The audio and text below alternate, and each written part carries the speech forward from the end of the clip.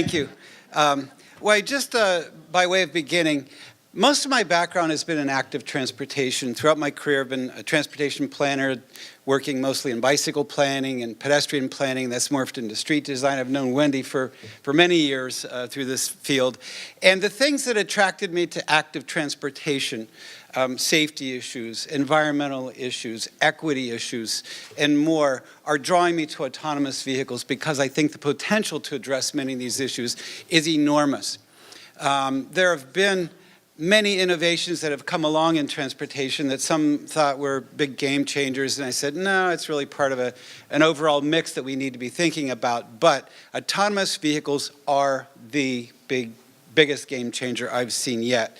And I'm going to try to refrain from repeating some of the points that have been made earlier. I really agreed with very much of what was said earlier, but this idea that we have the possibility to really bring about great changes that can solve so many of our problems, our transportation problems, environmental problems, again, equity issues and safety and so many things is there. At the same time, if we don't adopt the right policies, we will end up with this auto dystopia. So just to reiterate that. Now, again, with the time frame, I've seen widely varying estimates as to when. The most pessimistic estimates are 40 years or so. But I do believe that in the next 5 years, we're going to see some self-driven cars on the road. I do believe that in 10 to 15 years, I don't want to say a number, but there will be a significant number of self-driven vehicles on the road. And this is something that we do need to prepare for as planners. And as John mentioned, the economics is really what's going to drive this to a large degree, because the economics will be such that it will make it so that it doesn't make sense to own your own car for many people, particularly in urban areas early on. So many potential benefits for the users. So mobility for people that don't drive, I think, is really a great thing for those that are too old or have disabilities or too young. As mentioned earlier, better use of our time, less stress. We can do deliveries. We can select the appropriate vehicle for the trip that we need to take. A lot of safety benefits. Just fewer crashes. 40,000 people per year got killed last year. And so I think we can do a lot to benefit that. And that's going to help walking and bicycling. I've got a few animations here I'd like to show. Some of the research coming out of UC Berkeley says that because autonomous vehicles can space themselves closer together, capacity on our streets and freeways may roughly double. So just to show, a freeway today and what that might look like with autonomous vehicles, the potential for fitting many more cars on the road is really great. Or repurposing some of those lanes would be another way to use the extra space. This enables us to, again, with roughly double the capacity of our streets. It means less congestion, but it also means more opportunities for what in my field we call road diets, where we can reduce the number of travel lanes out there and repurpose the space. So there's a lot of exciting possibilities I think we'll see with road diets. And when we plan road diets, we usually say that at about 20,000 vehicles per day, we can come down from a 4-lane street to a 2-lane street with a center turn lane and really not lose capacity. So this might bump that up to about 40,000. Think of how many more streets we could repurpose and do something better with the streets. And I'll show a little animation on this that had done. This is at Wilshire Boulevard in LA, how we might be able to kind of redo our streets and sort of recapture our streets as public space and start to use that public space to higher and better uses and to make our streets more lively and more vibrant and better places to be.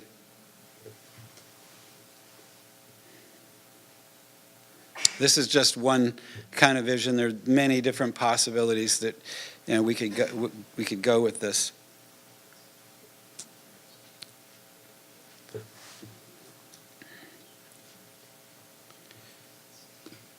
And just to show some more of the technological possibilities, I think we could optimize traffic flow in different ways. It might be that we could eliminate traffic signals and our intersections could become more like virtual roundabouts.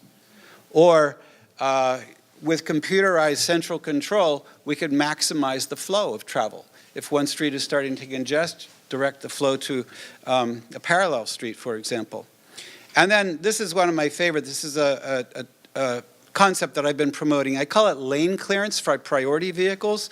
What if we have a priority vehicle like a bus or an emergency vehicle that instead of having a full-time dedicated lane, when the bus is coming along, the cars get out of the way, and when the buses pass, the cars can go back and use, the other cars can go back and use that lane. So it's like I said, a full-time dedicated lane. It's like virtual infrastructure, which I think could go a long ways in improving transit.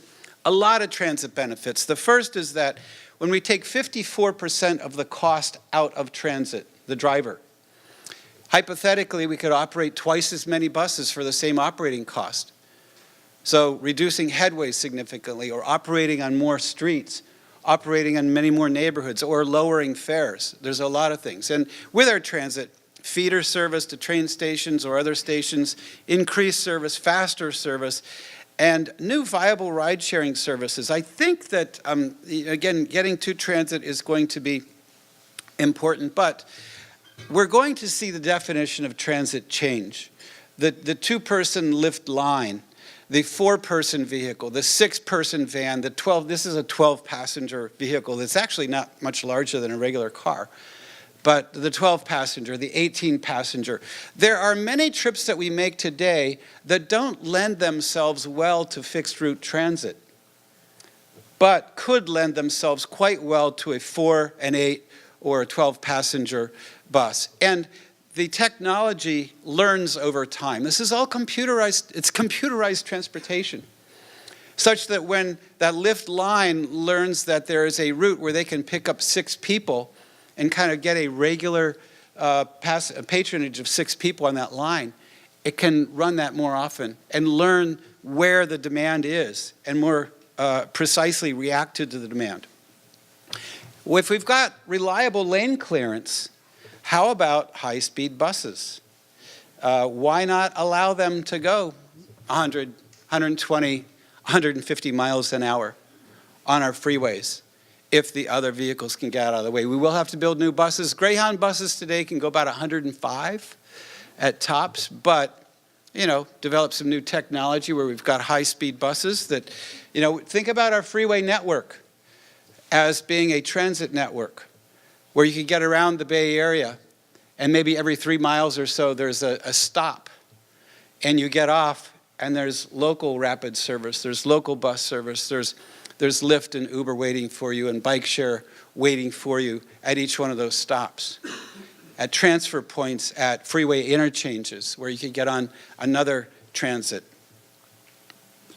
bus. Or what about long distance bus?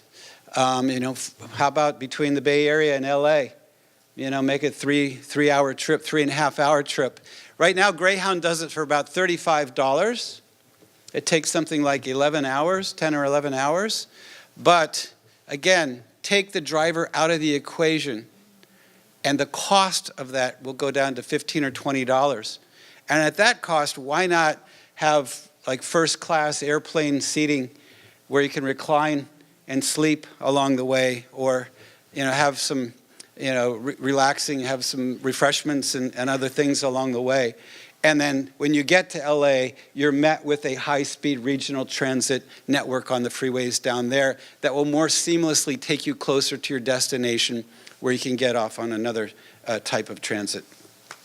Enhanced detection of bicycles and pedestrians. Again, this is my primary field that I've been working in. And autonomous vehicles with the redundant technology of LiDAR, radar, cameras, and so forth are trained to pick up bicycles and pedestrians. But there will be circumstances where it may be difficult. They're less predictable than other vehicles. And so why not add another level of detectability? So for example, I've got something that I use here called PedSafe. This is a free download that when you're crossing the street, if you want, you can make this blink. So you're telling the motor vehicles, I'm crossing the street, don't hit me here. But we could have maybe a small transmitter that goes on the bicycle frame that tells the vehicles it's another type of redundant communications technology that speaks to the cars and says, I'm here, or for a pedestrian that needs to cross the street to be able to say, you know, I'm here, don't hit me. You know, one of the challenges we have in pedestrian planning is planning safe crossings of arterial streets between traffic signals. So this might be a way of providing that. Greater use of electric vehicles, this is something that probably should be mandated. As said earlier, it doesn't happen automatically, but there tends to be a trend. There is a trend in this direction. We mentioned job loss. I won't go over that a lot, but I think that is the biggest unavoidable negative impact, and I do think we need to prepare for that. We need to start thinking about that in advance. How are we going to retrain these people? What kind of jobs will there be? Personally, I'm hoping it's in a green economy, but something we need to be thinking about.